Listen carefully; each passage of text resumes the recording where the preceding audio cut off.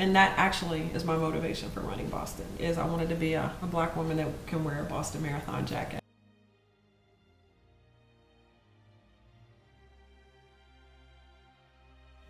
January 2010, I had an injury, a meniscus tear for the second time on my left knee. Had surgery in March of 2010 and came out of surgery, and my surgeon walked in and said, "Margo, your running days are pretty much over."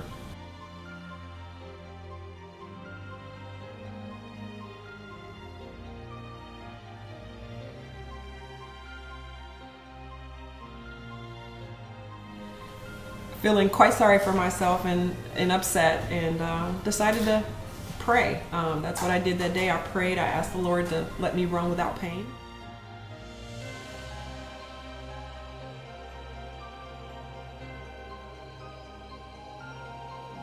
I stepped out on faith and started training for the New York City Marathon, and I didn't have a bad training day in 18 weeks. I had no pain, no residual anything that happened during 18 weeks. I didn't have not one bad and wound up running a PR in New York at a 4:03, and I just feel like it wasn't me. It was a higher power.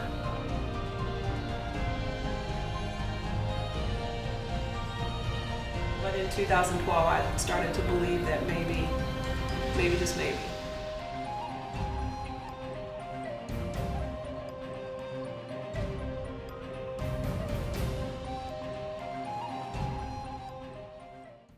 We waiting for our girl Margo. That's who we waiting on. We handing out medals to anybody else to pass by. Forget about them. We don't care about them. We waiting for Margo. My girl, Margo. Beef mode. One of my legs started to cramp, and then trying to compensate for the leg that I knew was cramping, you know, you shift your weight, you start to run a little bit differently. Then all of a sudden that one starts to cramp.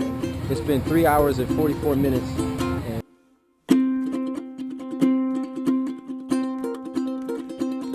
And this is probably within the last 2 miles of the race.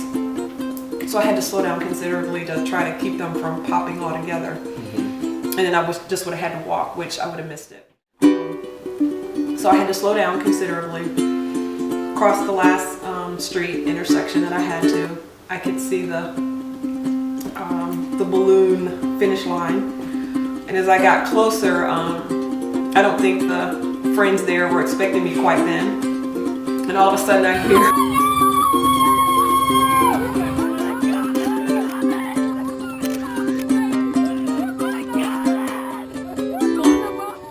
the pictures tell it all. The photographer must have taken 80 pictures of that moment, but I love them because I've got them, and people, you know, tease me about that day to this day. People don't even know.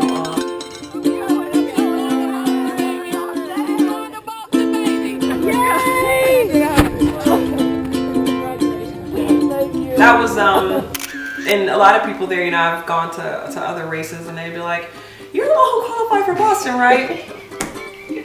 "Yeah, how do you know that?" "I remember I said the silver." Oh yeah. I just apologize. It was a very emotional day.